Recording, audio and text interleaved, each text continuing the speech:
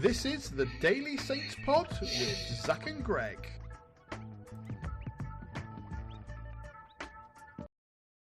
Hello and welcome back to the Daily Saints Pod. My name is Greg, and as always, today joined by my good friend, a wonderful co-host, Zach. How you doing, mate? You all right? Yeah, mate. Still pretty buzzing from Saturday, to be honest. You know, I think we're all going to live off that high for a little bit, regardless of today.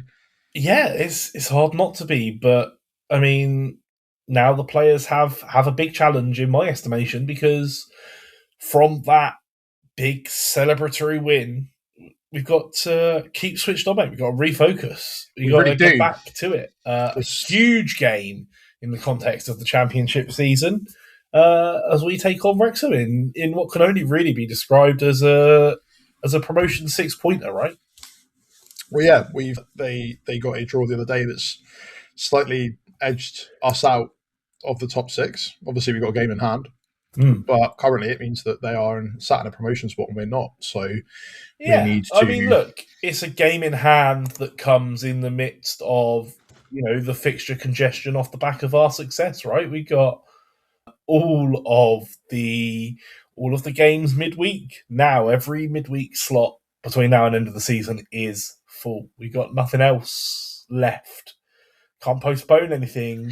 Can't have anything weird, mate. It's just like thinking about the podcast is going to be the easiest thing for the rest of the season, because it's just going to be match preview, match review, one spare episode. That's it. That's all we've got for the rest of the season. Yeah, which you'll all be delighted to hear, I'm sure. But I don't know. It's big. It's a big game, and I don't know. Look, we're going to have the benefit of two essential first-team players coming in fresh, right? Because this is true. Downs and Matsky had to miss out on that semi-final due to suspension, and I don't know if Stevens will be fit enough to participate in this one. You kind of feel like if he was going to be fit enough, he would have played on Saturday, but maybe 3 days is enough healing and enough training. Yeah, it's a bit of a weird one, right? Because we knew, you didn't even realise he picked up an injury in open training, right? Yeah. So it's less than ideal, but I think I'm happy with anyone to step in. Quasi obviously came on very, very, very late in the Arsenal game, but he had some full international experience away with, pretty sure, wins in nearly all of the games. And then obviously Wood had an exceptional day out against Arsenal. So, if he is unable to play, as in Stevens, obviously I'd expect him to be there. If not, I'm kind of happy with anyone that goes into that space, to be honest. Kind of a genius play from Wood to wipe out and injure the captain to get himself into the first team, right? You could call it that potentially, but it's, I don't think that there is any of that to it. It is funny to joke about, though, in hindsight. I don't know, mate. It's a tale of two thought paths for me, because actually the mentality and focus of this squad in recent memory has just been excellent. And so far be it from me to criticise or concern, but it's easy to let special moments and jubilation kind of affect you in that way and almost take your eye off the ball sometimes, right? That's the risk heading into, not just this game that's important, but let's not forget we have another game this week that is equally as close as a 6-pointer when we take on Derby. So yeah, exactly. It's going to be. I guess this is the part that shows who the character is, right? And currently, everything they have is on merit, and all the belief we have on them is earned. But we are about to come into the crucial part, right? Yeah. I've joked around us getting second. Obviously that was what we'd love, is to just go straight up and not have to worry about it. But realistically, we want to solidify our place in that, playoff places. And now we're in the part of the season where it matters. And, we dropped our heads the last time this happened, right? And we tumbled down a little bit to the point where we still stayed in playoff places, but we missed out on automatics. Whereas obviously this time round, we had a real bad struggle at the start of the season, and we've slowly built our way back up. So it's just hoping that momentum continues and that we'll be able to see it, see the fruits of the labour pay off, right? Yeah, well, it's often said that you want to cut if you're going to go into the playoffs. You want to come into the playoffs as the team in form, and by that calculation, we've kind of timed it perfectly. You're right. Second, not as distant as you might think. Right, we have a game in hand on Millwall and Middlesbrough, who are both sat on 72 and 71 points. So it's 9 points gap, but with a game in hand. So, if that game's a win, that's actually only 6 points. And I mean, it's not completely impossible for Ipswich, Hull, Middlesbrough, and Millwall to all drop points. There's been draws from all of them and losses this week. Millwall were the only one to win on Friday. It's fascinating. And to be honest, at the time of recording, obviously, there's a whole Easter Monday of games to be played where more points can be dropped. We're recording it before they take place, but it could actually, if we keep winning, I guess it's not out of the question, and that's crazy in itself. Man, yeah. The belief train runs high. I think it's crazy that the point of the season we've got up to, but one of the things I wanted to have a look at, Greg, was the last time. So obviously this is our second game against Wrexham. Do you want to know who was in that squad in that game? Don't know how we lined up. Oh, I remember Stevens scored the winner. Stevens did score the winner, and another goal by Ryan Manning in the 90th minute to equalise. Yeah. But in that game, we started with Edwards, Stevens, and Quasi at the back, and Bazunu in goal. Right? Interesting. So no Harwood Bennetts. Nope. We had Wellington on the left-hand side and Sugawara on the right. Charles and Downs in the middle. Robinson, Fraser, and Armstrong. Crazy, right? Yeah. I mean, look, a lot can change in a season. That's the thing. Yeah. Right? This was opening day of the season, so the summer transfer window is still open. We've had we had the whole kerfuffle with that and a whole January transfer window, and I mean, look, even then, Wrexham would have been thinking that playoffs this season is a bit of a push. So yeah, 100%. I think at the time it's they've had a spectacular season of their own. Let's not underrate it, right? Like they are where they are on the league on merit. I told you, if they managed to get everything to click together, they'll have a good season, and they seem to have managed to do that, right? And some of that's with some exceptional signings and Josh Windass, who scored in that game as well. But also part of that team, by the way, even more insane, Greg, was Matty Fernandez was still part of the team this season. Damien Downs came on, Ryan Manning, and obviously who scored the winner, Cam Archer came on during that. And on the bench at that time, we still had Ben Morrison Diaz. And Matsui was also on the bench for that game and never got to play. But it's just such a huge turnaround for, we started the game off at I watched that whole game. I was in Quackers of all places. And it was so frustrating, right? Because it was like, we felt like we should have done so much more. We barely got any shots off. We're dealing with a new system, a new manager. We didn't really have to deal with anything from them. And one of their fewest shots that we actually had to they scored with. And we, managed to pull something out the bag last minute, but it was kind of like, oh, okay, well, if we can build on this belief, but it was like the warning signs of how the start of our season went. We're in that game, and we're going to come into this next game with a completely different set of threats, a completely different set of, a completely different system. We have a different manager. Wrexham have a lot of similar but different, right? It's going to be. They seem to have that belief that they didn't have probably back then. So, yeah, it's going to be, I think, to steal one of your phrases, fascinating, mate, to be honest. Oh, it really is. And, yeah, I mean, it's a real proper, important, high-stakes championship midweek fixture. It's just going to be... And look... Our profile is as high as it could possibly be at the moment, right? Fresh off of that win against Arsenal, flying high in the Championship, top of the form table, longest unbeaten streak in the Championship. Wrexham, of course, always the talk of the Championship with their Hollywood money, and whether you love it or hate it, their documentary and the way they've done things, and it's got a lot of combustible elements to be,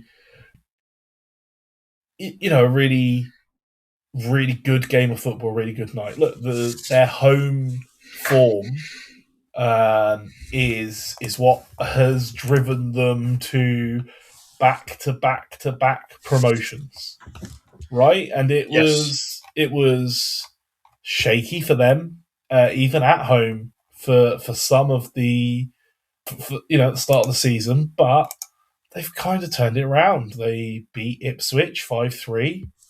They beat Portsmouth. Obviously, they lost to Chelsea, but is that really a reflection of form? I don't know.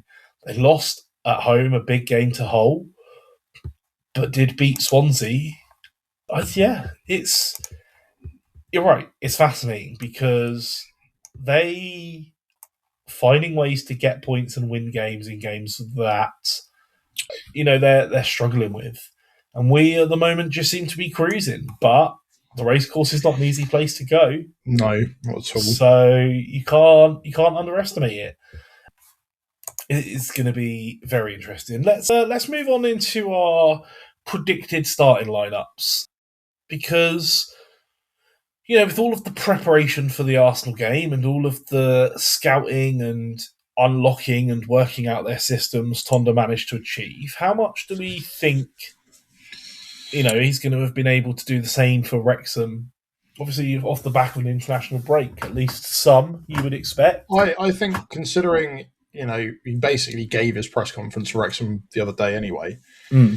I think that knowing how he has been with every other approach to every other game we've played, I think there'll be as much preparation that's gone into this as against Arsenal, right? Yeah. I don't think that he is treating any game as sort of complacency.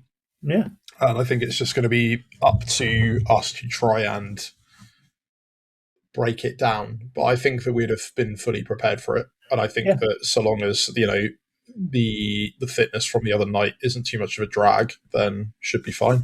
It probably helps knowing that you've got two players that you're almost definitely going to be bringing back into the starting lineup who are going to be able to completely focus their thoughts and physical attributes to this game through suspension and not through injury, right? They're not having to worry about physically resting up off the back of a knock. They're just not able to play in the game, but in the right physical place, so they can absorb these, the detail that we know that Tonda loves to try and impart on the players and get that in their heads, even in training before Saturday. So, yeah, I mean, look, obviously, let's go through the whole team as we do. Obviously, Perret starts at goal. It's not even a debate. It never will be. That man loves a clean sheet and has been a huge part of our transformation, and that's it. James Bree is equally as transformational, but most importantly is also our only right back, so is likely to be on the team sheet as well, right? Yeah, I don't know how he keeps pushing through and doing it, but he is, so let's leave him to it. Yeah, Harwood Bellis, once again, really growing into the season, really maturing as a player. Was captain on Saturday and obviously has an exceptional performance. Isn't freed up with Wood as his partnership to do the sort of tracking forward as he does if Stevens is his partner, but presumably one of the first names on the team sheet, exceptional, can't fault at moment, right? Yeah, we've had our gripes, but currently we have none against him. So as far as I'm concerned, if he's fit, he is playing. So then Wood or Stevens, presumably depends on Stevens' fitness. Yeah, if not, I think Wood's probably going to start. Yeah, and as much as I said in the last recording, I don't mind if it's him or Quasi. I just think that clearly Quasi is lower down the pecking order currently than Wood, and also Wood has had to deputise. he has done it successfully, which he means was very that, good. you know, Didn't put a foot wrong in such an important game against Arsenal, where the quality you're defending against is there for mistakes to be pounced on. So, especially where we used to struggle with set pieces massively, it was like the biggest concern. It's an ongoing joke that death taxes and us conceding against some sort of set piece, and yet we were able to play the set piece specialists at their own game and beat them. Shut them out completely, to the point that they were taking short corners, which is just ridiculous. Well, went well for them, didn't it? So but yeah, I would be happy with Wood, or if Stevens is fit, I could see him coming back in. But we will see. Wellington has been in and about and seems to be coming back to fitness. Ryan Manning has played every minute under the sun since the dawn of time, as far as I can remember, at left back. So is this maybe where we see him swapped out, or are you sticking with him? Like, we got a lot of games left, is where I'm at. Yeah, but I also think that he's been crucial in the running we've had recently. Yeah. And I think we're nursing Wellington back. I wouldn't be surprised if we see him at Derby. And we're obviously going to hope that, I think Manning's suspended now for the FA Cup. Yeah, I don't know, because it says the rules, I looked it up on the website, is that after the quarterfinals, the yellow cards get wiped. So I don't know if that means that including he doesn't serve as I'm not clear whether that means he serves a suspension in the semi-final, or it gets wiped as part of that card amnesty. So either way, it's going to mean that there's probably going to be at least some reliance on Wellington at some point, and trying to get him back. And as you said, he was in open training the other day, right? So he should be ready to come back soon. But I'd imagine for the importance of this game, I wouldn't be surprised if Manning starts. Stays. Yeah. Okay. Fair enough. Moving then on up into the middle of the park, the presumption being that Downs comes straight back in. Correct. I'd assume so. Yeah. Considering obviously he probably wouldn't have been out if it wasn't for the fact that he had a suspension at the end of the day. Yeah, definitely. Being an essential part of our championship run and always a key player. Who, I don't know, and the competition's real tough about who you play alongside him. I'd probably start Charles. He came on as a sub the other day. I think he's probably got it in him for this.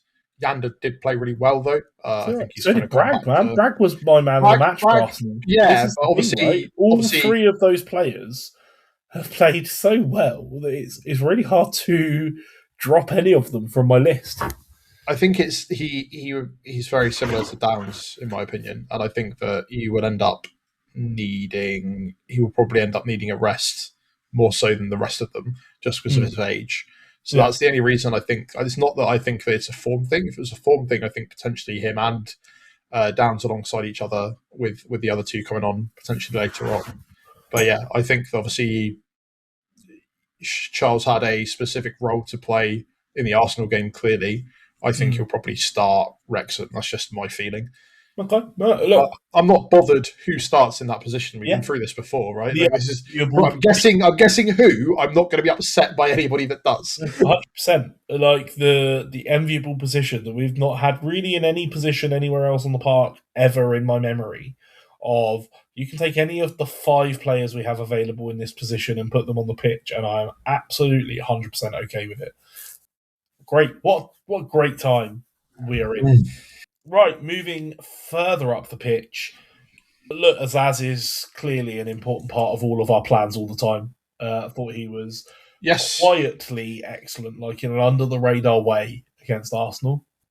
But it went noticed by me. I thought he was very, very good. The things he sees in a game at a speed that no one else does is what impresses me. Some of the balls that he will find, the passes he will make, are going to be huge for us, and I wouldn't expect him to be dropped in this instance. I suspect that he would be playing as many minutes as he physically can for the rest of the season.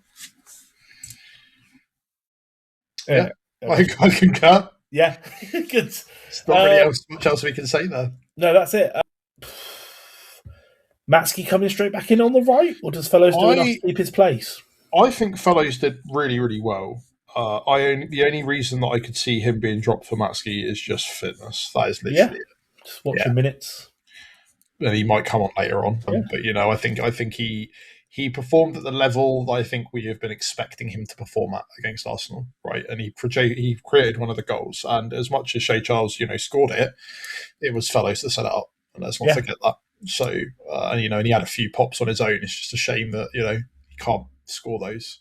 That's probably the one thing I will say with Matchday is that when he's had more pops that he has scored as opposed to Fellows. So who knows? But I wouldn't be upset with either of them, really. I think it's quite nice that we have that position now with more depth than we originally ever intended it to be. Yeah, fantastic. It's not really a place that I ever expected to see Matchday play as well as he has.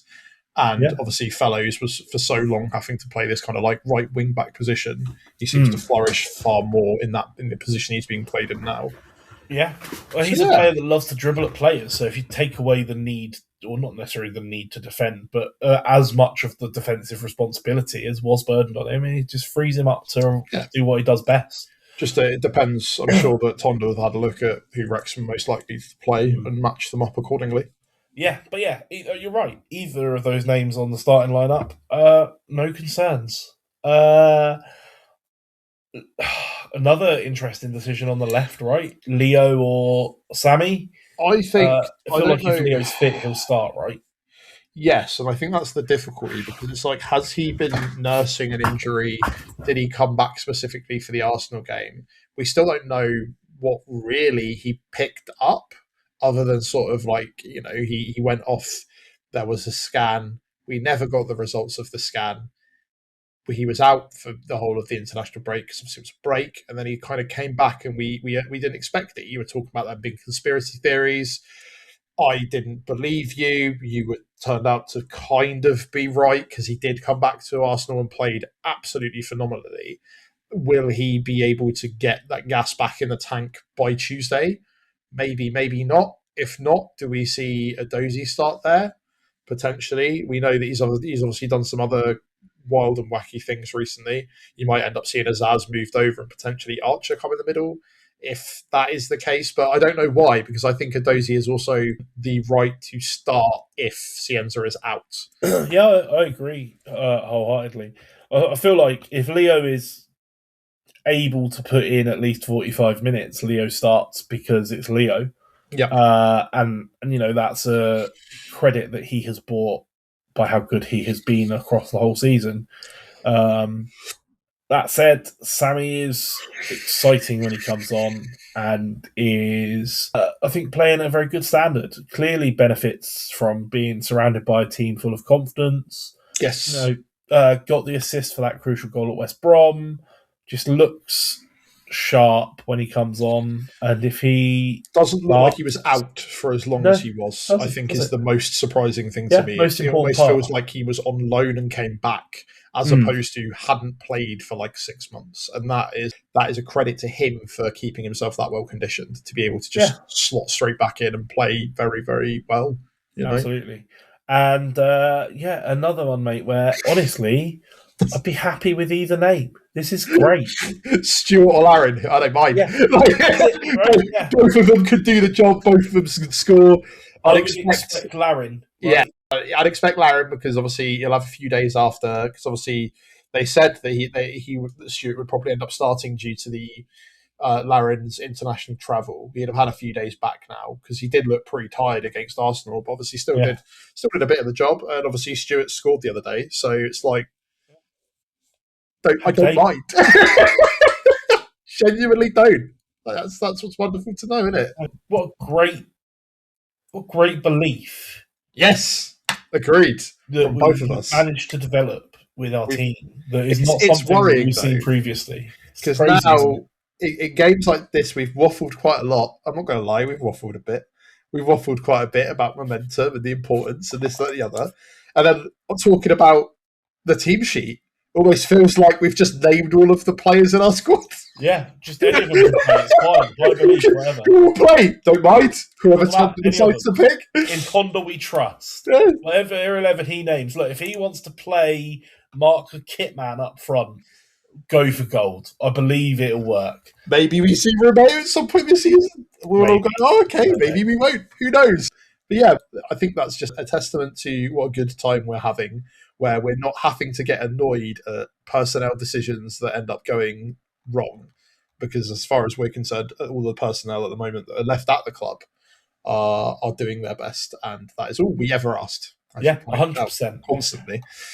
Right, mate, before I ask you for your prediction and how you think it's going to go, as always, I'm going to throw it over to my stats website, who are going to break it down with their wealth of historical data. Yes. Head-to-head, historically, they have one match for Wrexham versus Saints, and it was this season. So it's not going to be a particularly lengthy analysis. In fact, the entire summary, which normally goes on and on and on about what are good bets and what are bad bets, says this is the entire length of it. Wrexham versus Southampton, game week 41. A near even market with a clear banner. This one will probably deliver both goals and a brisk pace, but the edge probably goes to the home advantage of Wrexham, more than the odds suggest. That's it. That's the entire thing. No. What it's saying is there is a football match taking place, and we are going to give the advantage to the home team because that's usually the team that has the higher advantage. Look, perfect. If you look what a at summary. The rest of the stats, all of the things it likes to look at and present, they were pretty even, right? Like we score on average 1.7 goals a match. They score on average 1.8. We concede 1.7. They concede 1.5. Like it's marginal. It's close. It's going to be tough for. Look, our current form is obviously exceptional in the league. We're talking about 4 wins and a draw. Their form: 3 wins, 2 losses, and a draw. So it's one of those things. It's going to come down to what happens on the night. Like we say, lots of variables, lots of mentality and focus to the potential to slip up. Tough place to go. With all of that mitigation out of the way, Zach, how are you feeling? What do you think is going to happen? I think it might end up being 3-2, and I think it's going to be a really hard-fought battle, and then we're going to want it just a little bit more last minute. Right, as much as it'd be the dream for them to get back to both promotions, I don't know if that's necessarily going to be the case. But with us, it's I still think that they're going to fight, and it's going to be tit for tat, and then eventually we score a winner last minute. That's what I kind of feel. So 3-2. Don't know why. Where are those goals coming from? I don't really know anymore. I really struggle to guess where we come from because we score from all over the park. So one from a striker, one from a Shea Charles, and why not like a winner from Taylor Harwood-Bellis? Sorry, did I get you there? Shea Charles banger, a striker scoring a goal, and a set piece, I'm guessing, if Harwood-Bellis. Like a last minute corner we managed to grab and Taylor Harwood-Bellis scores it. I'd be fine with that. Yeah, that'd be great. Nice. 3-2. Creates a bit of drama, Yeah. Well, that's a high scoring affair for a Tuesday night. Yeah, why not? We like a midweek game. Yeah, we do like a midweek game. Something crazy. I'm going to go completely the opposite direction, mate. I think that with all of the hype and excitement after the Arsenal game, and Wrexham being what they are, this is one of those games that on paper should be a very good game, and in reality is probably going to be a bit flat. Yeah, you think it's going to be boring? Long Easter weekend, lots of wind out of sails. I think it's going to be a bit meh. A bit of a tough fought game. And I think 1-0 Saints. Just probably a goal in the middle of the first half. It's when we seem to score well. Somewhere between the 20th and 35th minute. Just to be real specific and granular, so when it goes wrong, it's irrelevant anyway. Azaz will score. Okay. I mean, he's like our top scorer, right, at this point. So sure. Feels like as safe a bet as any. Yeah, Azaz to score in the 28th minute, 1-0, and mate, that'll be clip of the year if that comes true. At that point, we should start selling selling our future tip books and everything. Yeah, I don't know, mate. I think we've got 413 episodes of backlog that prove that it would be a fluke. You're right. You have predicted one correct score out of something like. No, I don't think I've ever got one right. Honestly, I genuinely don't think I have. Oh, mate. But look, you write off a whole season of that because I kept predicting Saints to win in the Premier League. Right? Yeah, that was your fault. You're right. You would have predicted at least 2 wins. The scores would have been incorrect, but the wins that we got against Everton and Ipswich, definitely you would have done. That's it. So good job. But yeah, look, I guess I hope you're more right. I'd love it to be a more entertaining game. I don't know. Yeah. Just a feeling I've got. But okay. But look, I look forward to it, however it plays out, and that's the joy of it. But look, that's all we've got time for in our preview today. So thank you everyone for listening, and as ever, thank you, Zach, for joining me. Thank you, mate. Let us know your score predictions or how you think the game is going to play out in the comments or on the socials. We are Daily Saints Pod absolutely everywhere. X, Blue Sky, TikTok, Instagram, Facebook, YouTube, everywhere. Hit us up, let us know. We love hearing from you.